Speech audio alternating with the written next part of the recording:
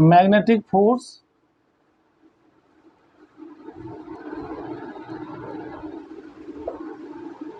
On moving charge.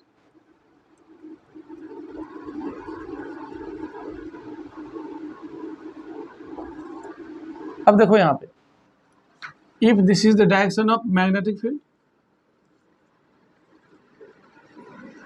and I project a positive charge with velocity v, making an angle theta with magnetic field, then it experiences a force which is equal to q v cross b, or magnitude of force equal to q v b sin theta when charged particle is projected with some angle with velocity v, making an angle theta with magnetic field, then it experiences a force which is equal to qvb sin theta। अब इसमें हमने क्या study किया था, if theta equal to 0 degree और 180 degree तो force will be 0। Why? तो sine 0 होता है 0, साइन 180 भी 0। It means when charge particle projected along the direction of magnetic field or opposite to the direction of magnetic field, it does not experience any force. But if theta equal to 90 degree, it experiences maximum force which is equal to qvb, since sin 90 is 1 maximum value। लेकिन if v equal to 0, यदि charge particle ही rest में हो तो no force is acted on the charge particle। तो charge particle यदि motion में है magnetic field में, फिर भी अलोंग द डायरेक्शन और अपोजिट टू द डायरेक्शन हम फेंकते हैं, प्रोजेक्ट करते हैं विथ सम वेलोसिटी, तो it does not exert any force. Force will be maximum when it is projected with velocity v at normal to the magnetic field. जब भी magnetic field से normally हम प्रोजेक्ट करते हैं charge particle को theta 90, तो उस समय क्या होता है, फोर्स मैक्सिमम होती है। ठीक है। Motion of charge particle in uniform transverse magnetic field. When A charge particle, मान लो कोई भी चार्ज है plus q, is projected in uniform transverse magnetic field, मतलब क्या हुआ, मैग्नेटिक फील्ड और चार्ज पार्टिकल के मोशन के बीच के एंगल थीटा। जैसे मान लो मैग्नेटिक फील्ड है नॉर्मली इनवर्ड और चार्ज पार्टिकल को आपने क्या किया, प्रोजेक्ट किया। जैसे मान लो this is magnetic field, cross दिखाते जब इक्वी डिस्टेंस, इसका मतलब होता है magnetic field vertically inward direction है। इसमें जब चार्ज पार्टिकल को मोशन कराते, जैसे मान लो ऐसे मोशन कराया, तो charge particle circular path travel करेगा, plus Q charge will describe circular path. अब डायरेक्शन कैसे लेंगे, तो ये जरा ध्यान से समझने वाली बात है। जैसे मैग्नेटिक फील्ड यदि अंदर है ना, तो इस तरह से चार्ज का मोशन होगा कर्ल में कि इसका मैग्नेटिक फील्ड, जैसे मान लो इधर करंट होता है, यदि curl of our right finger, तो thumb will represent the direction of magnetic field. तो इस तरह से मोशन करेगा जिससे कि चार्ज पार्टिकल के मोशन के कारण जो मैग्नेटिक फील्ड डेवलप हुआ, that will oppose the given magnetic field. जैसे मैग्नेटिक फील्ड अंदर की तरफ है गिवन, उसमें हमने चार्ज पार्टिकल को प्रोजेक्ट किया v वेलोसिटी से, ये सर्कुलर पाथ प्रोवाइड करेगा इस तरीके से कि due to charge in motion, इसके कारण जो मैग्नेटिक फील्ड डेवलप होगा, it will oppose the given field. तो इसका ये रूल होता है, यदि हम चार्ज पार्टिकल ऐसे मोशन करें, चार्ज मीन्स पॉजिटिव चार्ज, तो thumb will give the direction of magnetic field ऐसे। यदि इसी में इलेक्ट्रॉन को मोशन कराता तो जस्ट उल्टा हो जाता, ये अभी क्या है एंटी क्लॉकवाइज, तब हो जाता है इलेक्ट्रॉन के लिए clockwise. Electron always support the magnetic field but positive charge always oppose the magnetic field. ठीक है। तो यहाँ पे क्या है, सेंट्रीपिटल फोर्स। जब भी सर्कुलर मोशन होता है, m मास का चार्ज पार्टिकल v वेलोसिटी से मोशन करेगा, r रेडियस है सर्कुलर पाथ का, तो सेंट्रीपिटल फोर्स क्या होता है, mv²/r। ये क्या है, centripetal force, this is centripetal force, जहां पे r है radius of circular path, m है मास of charge particle, v is the velocity, अब यहाँ पे मैग्नेटिक फोर्स मैक्सिमम क्या होगा, मैग्नेटिक फोर्स जो मैक्सिमम होगा, चूंकि थीटा 90 है, this is Q V V, ये दोनों एक दूसरे को बैलेंस करेगा, ठीक है। Charge moves along circular path and require centripetal force provided by the magnetic force. ये जो मैक्सिमम मैग्नेटिक फोर्स है ये सेंट्रीपिटल फोर्स को बैलेंस कर रहा है यहाँ पे, इसलिए इसका इक्वेशन क्या हो जाएगा, यहाँ तक क्लियर है। अब देखो यहाँ पे इसका इक्वेशन होगा, हम जो निकालेंगे इसमें टाइम पीरियड निकालेंगे, फ्रीक्वेंसी निकालेंगे, देखो ध्यान से। तो यहाँ पे हम लिखेंगे मैक्सिमम मैग्नेटिक फोर्स यानी Q V B equal to centripetal force M V square by R. अब यहाँ पे आप देखिए वी वी कैंसिल हो गया, एक V velocity cancel, Q B equal to M V by R, V equal to B Q R by M. V क्या होता है omega R, B Q R by M, जहाँ पर ओमेगा क्या है angular velocity, R R cancel, तो omega की value कितनी हो गई B Q by M. Omega होता क्या है 2 pi nu equal to B Q by M, तो फ्रीक्वेंसी कितना हो गया B Q by 2 pi M. Nu is the frequency of charge particle. अब यदि टाइम पीरियड निकालना है तो time period is the reciprocal of frequency, तो time period of charge particle क्या होगा, तो t equal to 1 upon new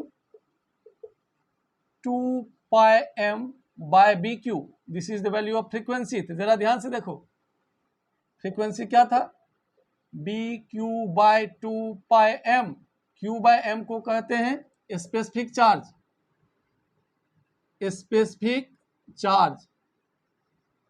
देखो दोनों एक्सप्रेशन में फ्रीक्वेंसी और टाइम पीरियड में दोनों में ना तो वेलोसिटी है ना तो radius, it means frequency and time period do not depend on velocity and radius of charge particle. It depends on, किस पे डिपेंड कर रहा है,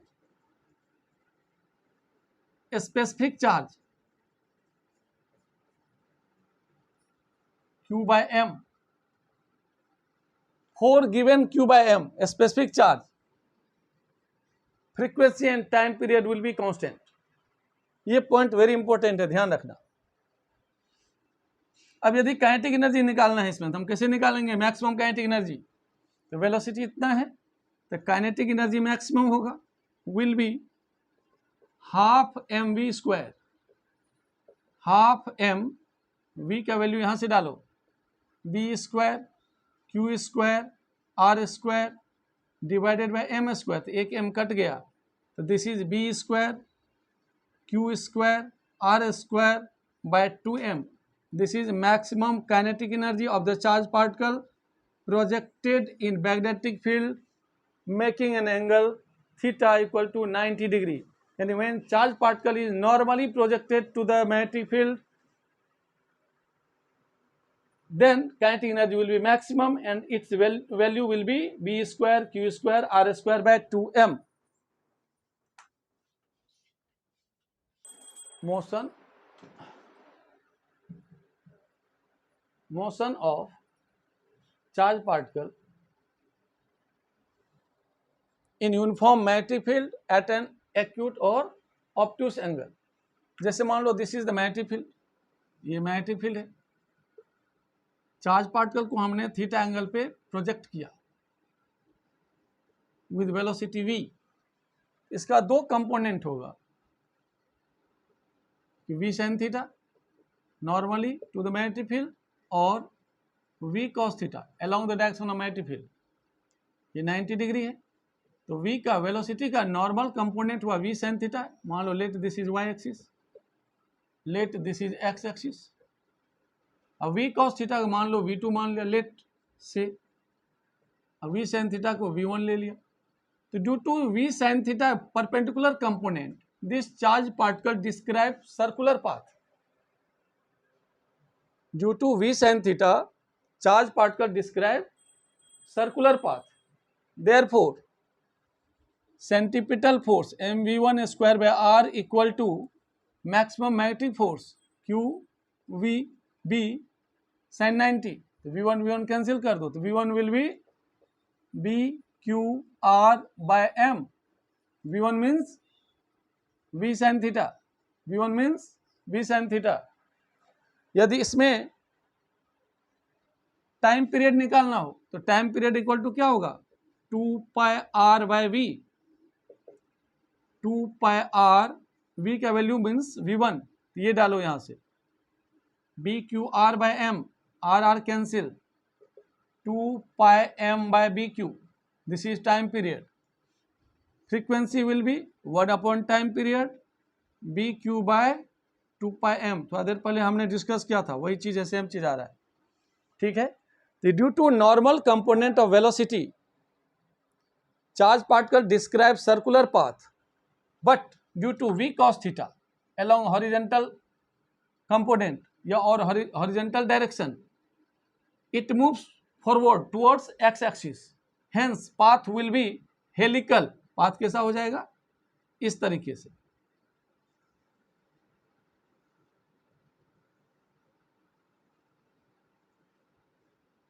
path will be helical path. Helical.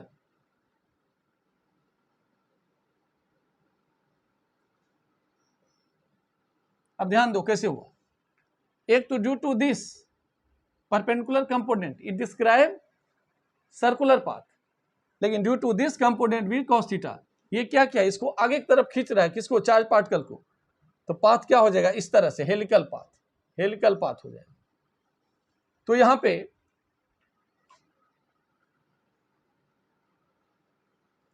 One time period में जो डिस्टेंस ट्रेवल होता है उसको कहते हैं d. This is pitch of helix. तो पिच ऑफ हेलिक्स कितना होगा, d equal to v cos theta into time period, और v cos theta multiplied by time period की value 2 pi m by B Q. This is pitch of helix. This is pitch of helix.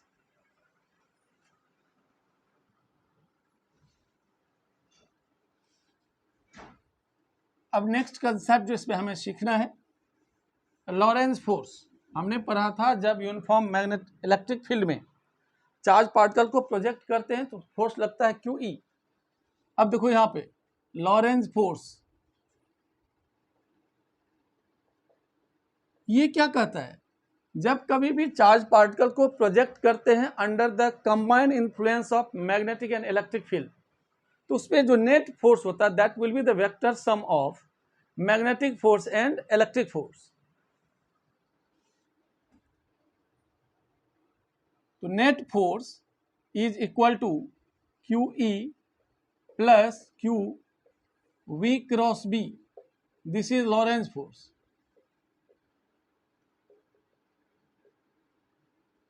चूंकि net force क्या हो गया, net force will be electric force plus magnetic force. हम जानते हैं electric force क्या होता है, charge into electric field intensity. Magnetic force क्या होता है, Q into V cross B. तो दोनों का सम हो गया हमारा net total force. This is Lorentz force. तो लॉरेंज फोर्स क्या होता है, when charge particle is projected in a space, तो क्या कहेंगे, when charge particle is projected in a space or region where electric and magnetic field exist, then net force experienced by the charged particle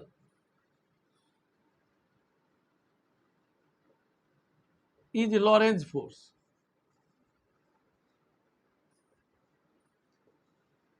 Which is equal to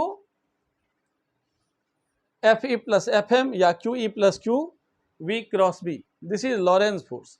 इसमें हमें दो condition पढ़ना है. एक तो हमने देखा QE plus Q into V cross B. This is Lorentz force. अब case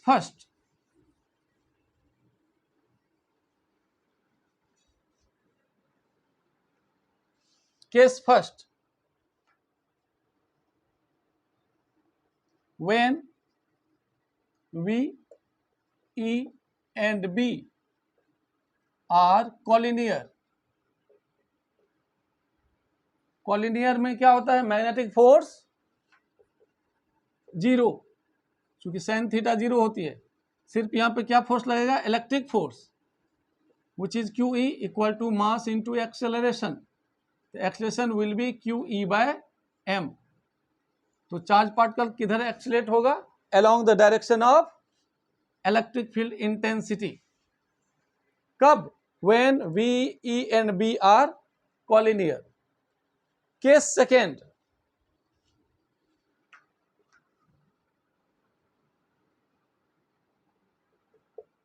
when V, E and B are mutually perpendicular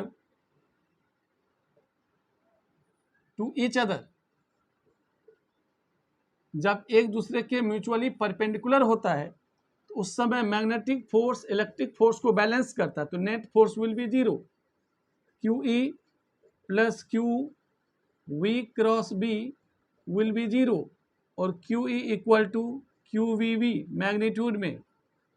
तो velocity equal to intensity by electric field intensity by magnetic field induction. This is the case when velocity, electric field and magnetic field all are perpendicular to each other. तो उस समय charge particle पे net force zero होता है. तो उस समय क्या होता है? जिस डायरेक्शन में आपने चार्ज पार्टिकल को प्रोजेक्ट किया उसी में स्ट्रेट चलता जाएगा. ना तो इलेक्ट्रिक फील्ड की तरफ मूव करेगा ना मैग्नेटिक फील्ड की तरफ. क्यों? क्योंकि दोनों एक दूसरे को इक्वल एंड अपोजिट बैलेंस करता है. तो net force will be zero on the charge particle. ठीक है, ये था लॉरेंज फोर्स का कंसेप्ट. देखो यहाँ पे ये है दो प्लेट. हमने क्या किया? चार्ज पार्टिकल को यहां से प्रोजेक्ट किया Q चार्ज को, जिसकी मास है M. M is the mass of charge particle, Q is the value of charge particle. We project it with velocity V normal to the direction of magnetic field. Magnetic field क्या है हमारा? Normally outward. Dot मतलब क्या होता है? Magnetic field normally outward है, यहां तक है मैग्नेटिक फील्ड. जैसे प्रोजेक्ट किया तो तीन केस हो सकता है. तो एक तो देखो हमने इसमें सीखा था, जब हम नॉर्मली प्रोजेक्ट करते हैं तो mv square by r equal to QVB. V से V cancel, R will be MB by BQ. This is the radius of circular path described by the charge particle when it is projected normal to the magnetic field. ये हो गया किसका value?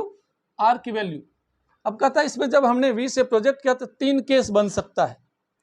Case number first, charge does not strike to opposite plate. Opposite plate तक नहीं पहुंचेगा, पहले ही move कर जाएगा, मुड़ जाएगा, बेंड हो गया. And completes the semi circle. कब? जब R less than D. D is the distance between two plate. If this R is less than D, उस केस में क्या होगा? सेमी सर्कुलर पाथ ये ट्रेवल कर लेगा. कहां? उस प्लेट से पहले ही. लेकिन जब R इक्वल टू D के बराबर होगा तो उस केस में क्या होगा? सेमी सर्कल तो करेगा, लेकिन कहां टच करते हुए? सेकेंड प्लेट के पास से जाते हुए सेमी सर्कल, यानी ऐसे सेमी सर्कुलर पाथ ट्रेवल करेगा. और जब R ग्रेटर देन D हो या this value is more than D, D is the separation between the two plate, तो उस केस में क्या होगा? सामने जाके स्ट्राइक कर जाएगा, टकरा जाएगा और semi circular path travel third case में नहीं करेगा. कब? When R is greater than D. ठीक है, ये तीन केस वेरी इंपॉर्टेंट है, कंपटीशन में आता है, ध्यान रखना. इस क्वेश्चन को ध्यान से देखना. क्या कहता है? an electron emitted by a heated cathode and accelerated through a potential difference of 200 volt enters a region with uniform magnetic field of 0.15 Tesla. Determine the radius of the trajectory of the electron if the field is transferred to its initial velocity and makes an angle 30 degree with the initial velocity. ठीक है, first case में क्या कहता है, जैसे यदि magnetic field इधर है तो इलेक्ट्रॉन किधर प्रोजेक्ट हुआ, इस डायरेक्शन में विद वेलोसिटी v, तो mv square by r equal to Q V V, v से v कैंसिल, तो r equal to M B by B Q, ये वो फॉर्मूला। इसमें यदि v का वैल्यू पता चल जाए तो देखो v के लिए हमें क्या दिया हुआ है, कितना पोटेंशियल डिफरेंस अप्लाई किया है इलेक्ट्रॉन पे, 2000 वोल्ट। तो हम क्या जानते हैं, kinetic energy is equal to half M B square is equal to work done charge into P D, potential difference. तो v equal to under root 2e v by m, ये है charge of electron, v है potential difference, this is P D. डाल दो इसमें value, तो r equal to m by B Q, अब v के बदले डाल दो 2e v by m। Charge को क्या लिखेंगे, इलेक्ट्रॉनिक चार्ज E, एंड अंदर कर दो 1 बाय बी रहने दो, अंदर ले जाओ इसको, तो 2ev बाय m अंदर हो गया, m एंटर किया तो m स्क्वायर, ये एंटर कराए तो e स्क्वायर। तो देखो एक m से m कटा, एक e से e कट गया, तो ये हो गया 1 by B under root 2vm by e। Value डालो इसका, तो radius will be 1 by magnetic field की वैल्यू है 0.15 टेस्ला अंडर रूट 2, v की वैल्यू है 2000, mass of electron is given 9 into 10⁻31 divided bye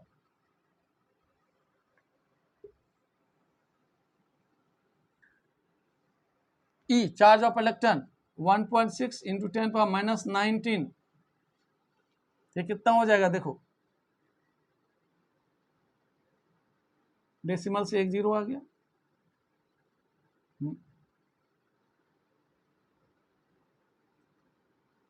1 bye 0.15 into 16 का स्क्वायर रूट 4 और 2 का स्क्वायर रूट 2, 4 जीरो यहाँ पे है, इसमें क्या हो जाएगा, और 9 का स्क्वायर रूट 3, अंडर रूट कर दो 10 to the power -31 plus 3 -31 plus 1 2 3 4 plus 4 plus 19, कितना हो गया 10 पे पावर -31 प्लस 23, तो 10 टू द पावर -8, इसका वैल्यू क्या हो जाएगा, 2 2 जा डेसिमल हटाओ 300 by 2 into 15 into 10 to the -8, 15 टू जा 30 10, तो 1.0 into 10 to the -8 metre, this is answer. ठीक है, दिस इज आंसर। ये क्या हुआ फर्स्ट केस में।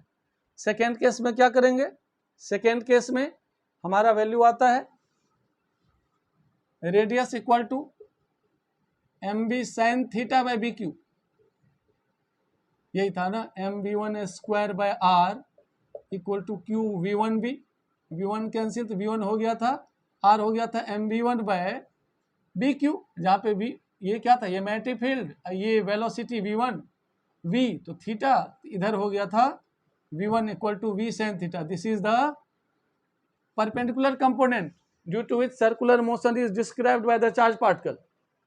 ठीक है, तो यहाँ पे सिर्फ क्या हो गया हमारा नया रेडियस, जो सेकेंड केस में रेडियस होगा, this will be initial radius r1 मान लो, r साइन थीटा, r की वैल्यू कितनी है 1 into 10⁻8 sine 30 1/2, 0.5 into 10⁻8 metre, this is answer. ठीक है,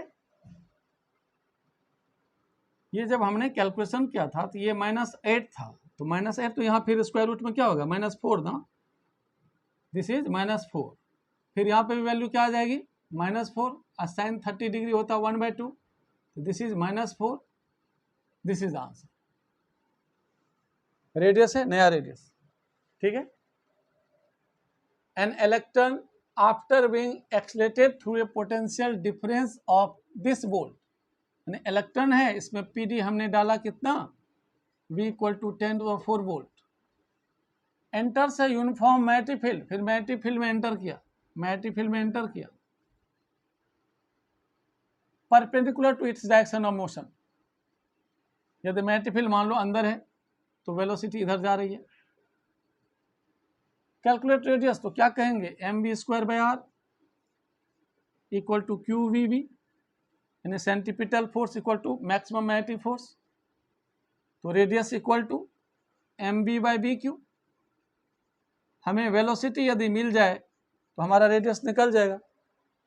तो वेलोसिटी के लिए क्या करते हैं, ev charge into potential difference = ½ mv², तो वेलोसिटी = √2ev/m डाल दो यहाँ पे, तो रेडियस विल बी, यहाँ से रेडियस क्या हो गया m/bq, q के बदले इलेक्ट्रॉन की चार्ज e लिख दो, वेलोसिटी के बदले 2ev/m, ये हो गया 1/b √2mv/e,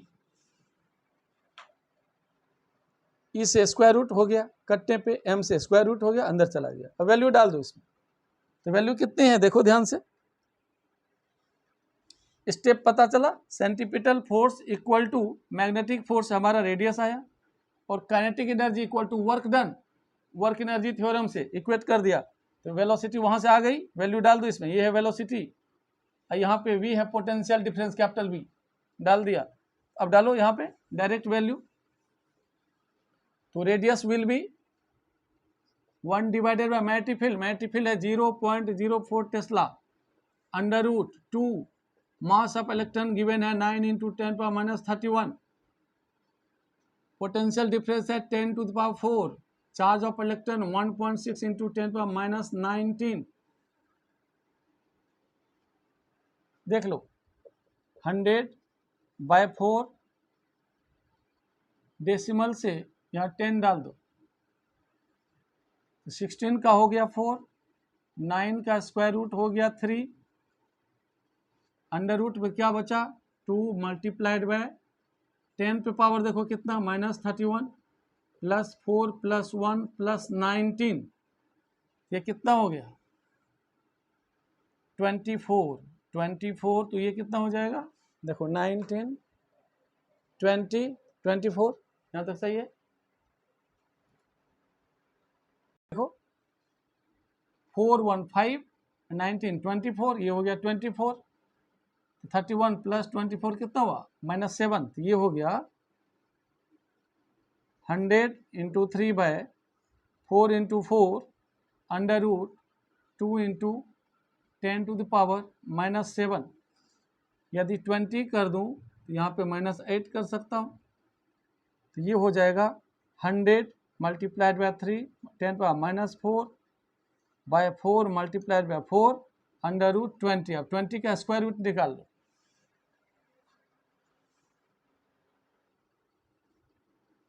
इसका कैलकुलेशन करने के बाद कितना आ गया 8.43 × 10⁻³ मीटर।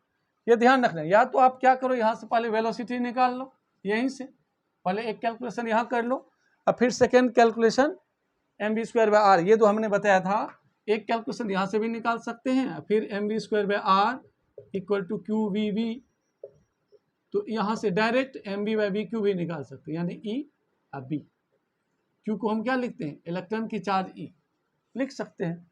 तो दो तरीका, या तो डायरेक्ट डाल के निकालो, या फिर दो स्टेप में करो, पहले आप क्या निकालो वेलोसिटी, फिर जाके रेडियस, तो दोनों तरीका अच्छा है, जैसा आप करना चाहें कर सकते हैं।